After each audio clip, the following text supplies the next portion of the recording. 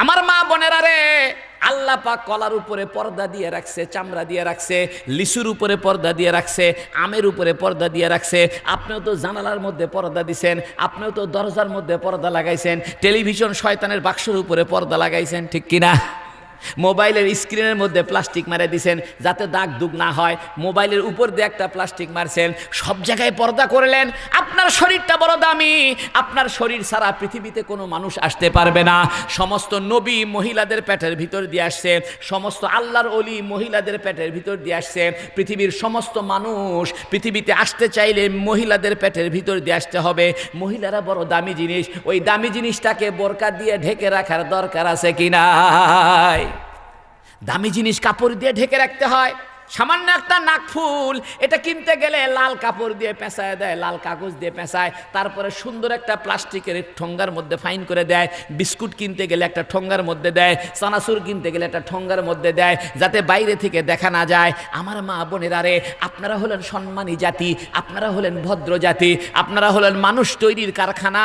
আপনাদের শরীরটার বড় দাম আছে। এই শরীরটাকে কেন আপনি মানুষকে দেখাবেন? আপনি একটা ভদ্র মহিলা, আপনি শরীরটাকে যদি ভ্যানওয়ালাকে দেখান, মুস্কি মুস্কি ভ্যানওয়ালা হাসবে। আপনি যদি বেপরদা হয়ে থাকেন, তাহলে সিএনজিওয়ালা আপনার সঙ্গে মুস্কি মুস্কি হাসবে। বড় আফসোস লাগে, হাজার হাজার মহিলা সিএনজি ড্রাইভারের পাশে বসে, যেরকম ঠিক কিনা? আমি তো থর মেরে গেছি। বগুড়া শহরে অনেক সময় দেখি সিএনজি ড্রাইভারের পাশে কে বসে আছে? মহিলা বসে আছে, অনেক দেখা যায়। আগে সিএনজির পিছনে ছেলে মানুষ থাকলে মহিলারা ওঠেনি, আর এখন মহিলারা সিএনজি ড্রাইভারের পাশে বসে যাচ্ছে, তাও বোরকা পরে। কি পরে?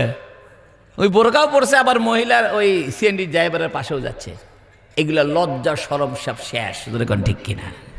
বন্ধু আমার, নামাজ কয় ওয়াক্ত? 5 ওয়াক্ত। ফজরের নামাজ আমাদের জন্মের দিকে সিগন্যাল দিছে, ঠিক কিনা? জোহরের নামাজ কোন দিকে? যৌবন। আচ্ছা, যৌবনের পরে আস্তে আস্তে মানুষের শক্তি বাড়ে না কমে? কমে। দেখবেন জোহর নামাজের পরে আস্তে আস্তে সূর্যের তাপ কমে গেছে। কমতে কমতে যখন আসরের নামাজের টাইম হয়েছে, তখন দেখবেন সূর্যের আর তেজ নাই। বন্ধু আমার, তোমার যৌবনের তেজ একদিন কমে যাবে, তুমি একদিন বুড়া হয়ে যাইবে। 60 বছর বয়স তোমার হবে, 70 বছর বয়স তোমার হবে, তোমার শরীরের শক্তি কমে যাবে। যেমন আসরের নামাজের সময় সূর্যের শক্তিটা কমে গেল, রোদের তেজটা কমে গেল, তোমার শরীরের তেজও একদিন কমে যাবে। তাই যে ব্যক্তি আসরের নামাজটা পড়লো, সে যেন তার বুড়াকালের শুকরিয়া আদায় করে দিল। ফজরের নামাজ তোমার জন্মের দিকে সিগন্যাল দিছিল, জোহরের নামাজ তোমার যৌবনের কথা বলছে, আসরের নামাজ তোমার বার্ধক্যের কথা বলছে, কোন ঠিক কিনা? আসরের পরে কোন নামাজ? মাগরিব, মানে ডুবে যাওয়ার সময়। মাগরিব মানে কি? ডুবে যাওয়ার সময়কে মাগরিব বলে। কারণ মাগরিবের সময় কি ডুবে যায়? সূর্য ডুবে যায়। আল্লাহ দেখায়, ও বান্দা দেখো, সকালবেলা আমি সূর্য উদিত করলাম পূর্ব আকাশ থেকে, এটা ছিল সূর্যের জন্মের সময়। এরপরে সূর্যকে মাথার উপরে তুলছি, এটা সূর্যের যৌবনের সময়। এরপরে সূর্যকে আমি ঢলিয়ে দিয়েছি, আসরের সময় বানিয়েছি, এটা সূর্যের বার্ধক্যের সময়। বার্ধক্যের পরে আর মানুষ বেশি দিন বাঁচে না।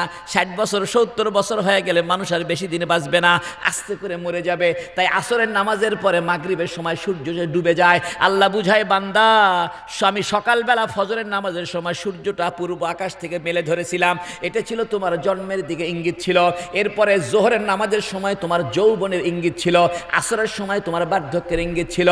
এরপরে মাগরিবের সময় সূর্য ডুবে গেল, তুমি একদিন কবরে ডুবে যাইবা, একদিন তোমাকেও কবরে আস্তে করে নামায় রাখা হবে।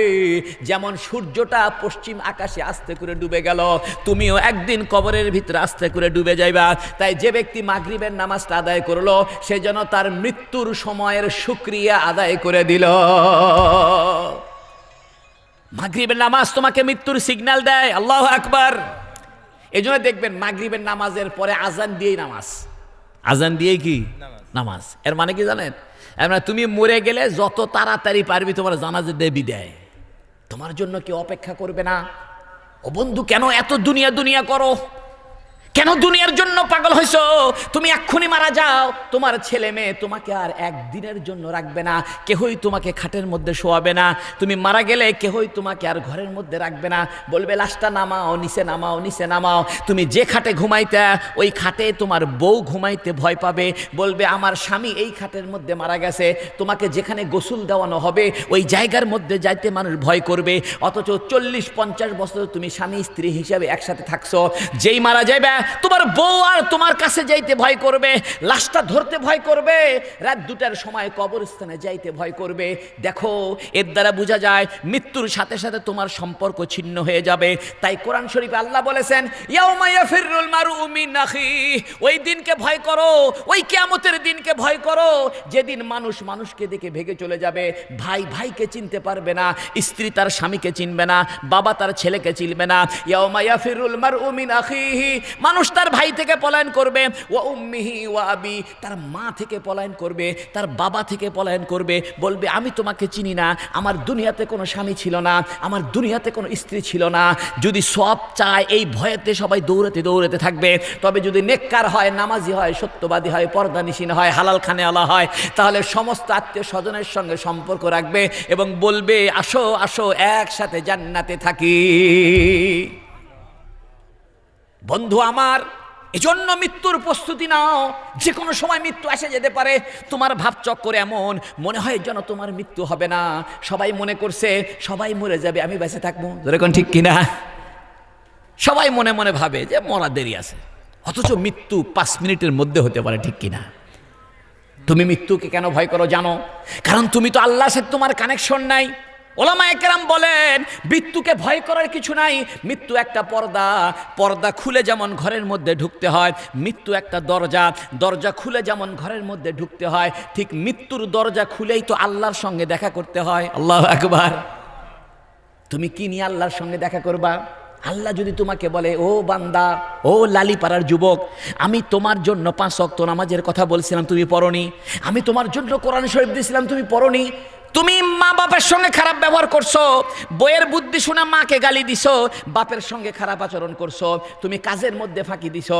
আমি তোমাকে জবান দিয়েছিলাম, তুমি জবানটা দিয়ে আল্লাহর জিকির করনি। আমি তোমাকে চক্ষু দিয়েছিলাম, এই চক্ষু দিয়ে তুমি খালি খারাপ খারাপ জিনিস দেখছো, মোবাইলের মধ্যে খারাপ জিনিস দেখছো, বেগানা মহিলাদেরকে দেখছো। আমি তোমাকে কান দিয়েছিলাম, এই কান দিয়ে তুমি গীবত শুনছো, শয়তানি কথাবার্তা শুনছো।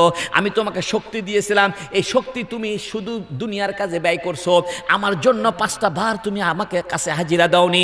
সকালবেলা তোমাকে ডাকছিলাম, হাইয়া আলাস সালাহ, আসো নামাজের দিকে আসো, হাইয়া আলাল ফালাহ, আসো সফলতার দিকে আসো।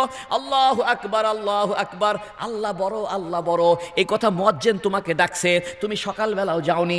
দুপুরবেলা আরেকবার ডাকছে, তাও তুমি গেলে না। বিকালবেলা আসরের সময় আরেকবার ডাকলো, তাও গেলে না। মাগরিবের সময় আরেকবার ডাকলো, তাও গেলে না। এশার সময় আরেকবার ডাকলো, তাও গেলে না। তাহলে বলো তুমি কিয়ামতের দিন আল্লাহর সামনে কি নিয়ে দাঁড়াইবা? এই লালিপাড়ার এক যুবক ছেলে এক মেয়ের সাথে প্রেম করে, কথা বুঝছেন? ওই মেয়ে ওকে বলছে, শোনো সকালবেলা ওই 7 মাথায় এসে দেখা করো। ওঠেই নি, উনি ঘুমেতে উঠছেন 9টার সময়। মেয়ে আবার ফোন দিছে, শোনো দুপুরবেলা তুমি ওই আইজুল হক কলেজের কাছে দেখা করো। উনি তাও গেল না। মেয়ে আবার করছে, শোনো বিকালবেলা জলসী তলাতে এসে দেখা করো, তাও গেল না। সন্ধ্যার সময় করছে আলতাফ অনুসার খেলার মাঠের কাছে এসে দেখা করো, তাও যায়নি। ওই মেয়ে করছে লাস্ট চান্স, দেখো বাড়ির যাওয়ার আগে রাত হয়ে গেলে আমার সাথে দেখা করে যাইও, তাও গেল না।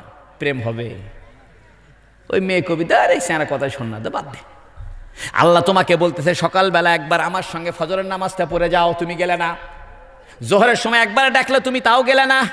আসরের সময় একবার ডাকলো, তাও গেলে না। মাগরিবের সময় আরেকবার ডাকলো, তাও গেলে না। এশার সময় ডাকলো, তাও গেলে না। ও বন্ধু, তুমি যদি নামাজটা না পড়ো, জীবনে আল্লাহর সঙ্গে তোমার কানেকশন আর মহব্বত হবে না। ফজরের নামাজ কোন দিকে সিগন্যাল দিছে? আরে কোন না? জন্ম, জোহর যৌবন, আসর বৃদ্ধকাল, মাগরিব মৃত্যু। থাকলো কোন নামাজ? এশার নামাজ। এশা মানে রাতের খাওয়া। এশা মানে কি? রাতের খাওয়া। সাহাবায়ে কেরাম রাতের বেলা খাওয়া দাওয়া খেয়ে এশার নামাজ পড়তেন। এই জন্য সাহাবায়ে কেরামের শরীরে বেশি অসুখ ছিল না। আর আমরা এশার নামাজের পরে কেবল সন্ধ্যা লাগলো, ঠিক কিনা? খেতে খেতে রাত 10টা 12টা, গপ্প মোবাইল টিপতে টিপতে ঘুমতে ঘুমতে রাত 1টা, সকালবেলা ঘুমেতে উঠেছে 10টা। আহা, এই জন্য আমাদের শরীর অসুখ বেশি।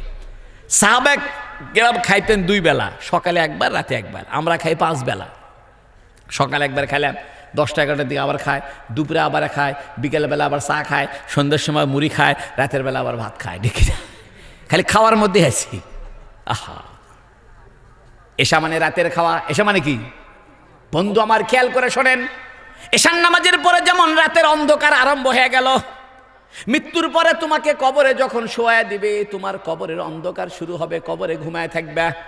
এশার নামাজের পরে যেমন মানুষ বিছানার মধ্যে ঘুমায় পড়ে, ফজর পর্যন্ত ঘুমায়, কবরে চলে গেলে তোমাকে হাসরের ময়দান পর্যন্ত ঘুমায় থাকতে হবে। একদম হাসরের ময়দানে সিংগায় ফুৎকার দিলে তোমাকে কবর থেকে বাইর হইবা। ঠিক যেমন এশার নামাজের পরে ঘুমায় পড়ছো, ফজরের আজানের সময় তোমাকে উঠতে হবে। তাই যে ব্যক্তি এশার নামাজ পড়ে ঘুমাইলো আর ফজরের সময় জেগে উঠলো, সে ব্যক্তি সারা রাত ঘুমানোর পরেও তার আমল নামায় সওয়াব আর সওয়াব লেখা হলো। বন্ধু আমার, রাত্রেবেলা ঘুমাইলেও সওয়াব হবে, পায়খানা পেশাব করলেও সওয়াব হবে, স্ত্রীর সঙ্গে রাতের বেলা ঘুমায় থাকলেও সওয়াব হবে। কয় কেমনে? কয় একটু নবীর সুন্নত তরিকায় ঘুমাও, ঘুমের সময় ডান কাত হয়ে ঘুমাও, পায়খানা ঢোকার সময় বাম পাওটা আগে দাও, বের হওয়ার সময় ডান পাওটা আগে দাও। তাহলে যতক্ষণ বাথরুমের মধ্যে থাকবে ততক্ষণ তোমার আমল নামার মধ্যে সওয়াব আর সওয়াব লেখা হবে। বন্ধু, পায়খানা করলে সওয়াব হয়, ঘুমাইলে সওয়াব হয়, ছোট বাচ্চার সঙ্গে হাসি ঠাট্টা করলে সওয়াব হয়। কারণ নবী আলাইহিস সালামও ছোট বাচ্চার সঙ্গে হাসি ঠাট্টা করছেন। এক সাহাবীর নাম ছিল উমায়ের। তো ছোট একটা পাখি নিয়ে ওই বাচ্চাটা খেলতেছে, তো নবী বলতেছে, ইয়া উমায়ের মা ফাআলা নুগায়ের, ও উমায়ের তোমার ছোট পাখির বাচ্চাটা কেমন আছে? তা বাচ্চা খিলখিল করে হেসে দিছে।